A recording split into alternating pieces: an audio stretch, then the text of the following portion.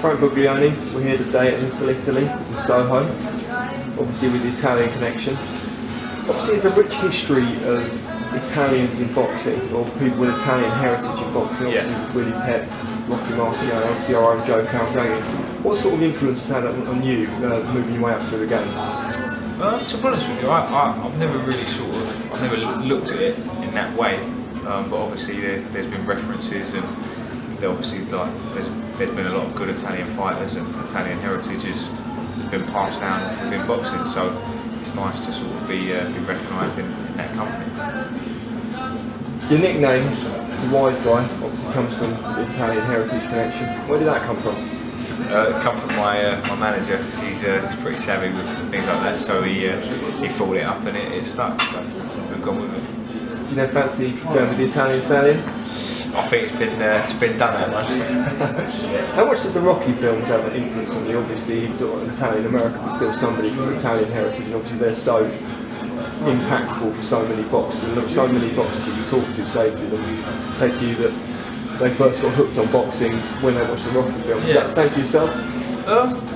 I enjoyed them, and I think they're great films to watch, and they was very well made. But in terms of sort of getting me into boxing, it was from watching professional boxing. That's what really sort of done it for me, not from the films, so to speak. It was more like watching the Arturo Gatti fights and going to York Hall with my dad and watching like the pros come through. I remember Matthew Furwell having a good tear up for like Southern Area or something, and I remember being a kid and looking at those fights thinking, I want to be a part of this one day, and that's what really done it for me. So next fight, 30th of November, Copper Box. Obviously you've sold well as you always do, sort of 600 plus Buglioni, as you said to us there that will be there.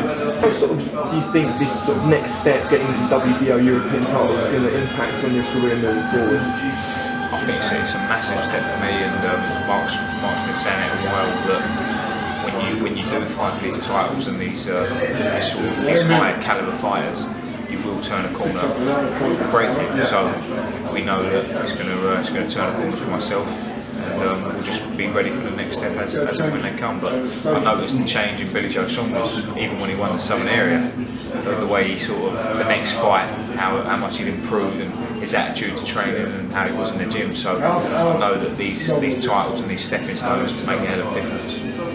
You said over there, Brian Coffer on the side, that on this camp you put some particular focus on working on defence. Tell us a little bit about that. Yeah, well, I think it was evident that I needed to do something about it, and I think the Sonko fight really highlighted that.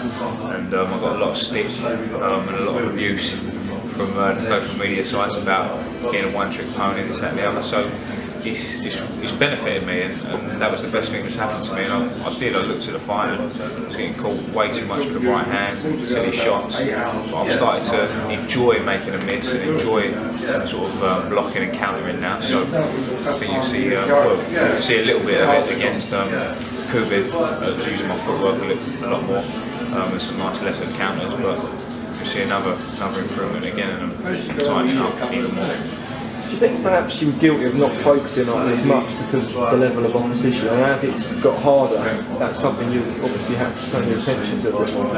Yeah, I would say so, because I've had hard sparring throughout my pro career and in the amateurs as well. And in sparring, if I was fighting a guy that could punch, then my defence would naturally tighten up and I wouldn't take silly shots. And I think that's why Mark was so frustrated, because I was doing it in the fights, but performing in sparring and being cute with my defences in sparring. So, but I'm transitioning what I'm learning in sparring into my fights, and I think that's what's going to you're going to see the difference. Do you think that sort of, as you said in the past, a bit of a lack of attention to detail in defences comes to the fact because you're obviously impressive, with big following, and obviously everybody likes knockouts, and you're a big power puncher. Do you think that has had an influence on it at times? Yeah, of course, definitely. When I stopped a couple of opponents, I remember fighting Ryan Clark, and I really wanted to stop him as well. And again, that's where I neglected my defence a little bit, looking for the stoppage. So yeah, that is something I've got out of my head now, and I'm happy to box at range, land nice shots, not get caught, and if it comes, it comes. Just need to reference something, a great song has come on over the speakers.